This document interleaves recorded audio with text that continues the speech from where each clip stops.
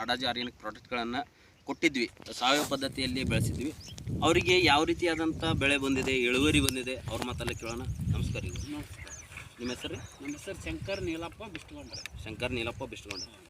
ನಮ್ಮ ಪ್ರಾಡಕ್ಟ್ಗಳನ್ನು ನಿಮ್ಮ ಬೆಳೆಗೆ ಏನೇನು ಉಪಯೋಗಿಸಿದ್ರಿ? ಇದು ಆರ್ಗ್ಯಾನಿಕ್ ಅಷ್ಟು ರೀ, ಯೂರಿಯಾ ಅಷ್ಟೇ ರೀ. ಅಷ್ಟೇ ರೀ.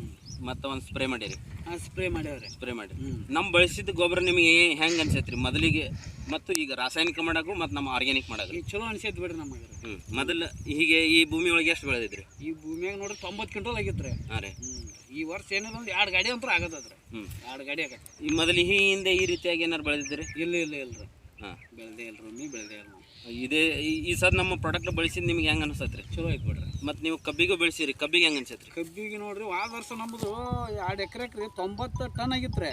ಈ ವರ್ಷ 130 ಟನ್ ಆಗೈತೆ ರೀ.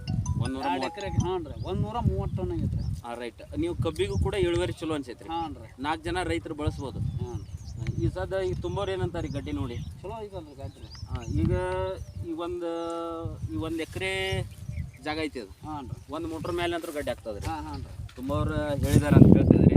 ಈ ಹಿಂದೆನೂ ನೀ ಈ ರೀತಿಯಾದಂಥ ಬೆಳೆಯನ್ನು ತೆಗ್ದಿಲ್ಲ? ಇಲ್ಲ.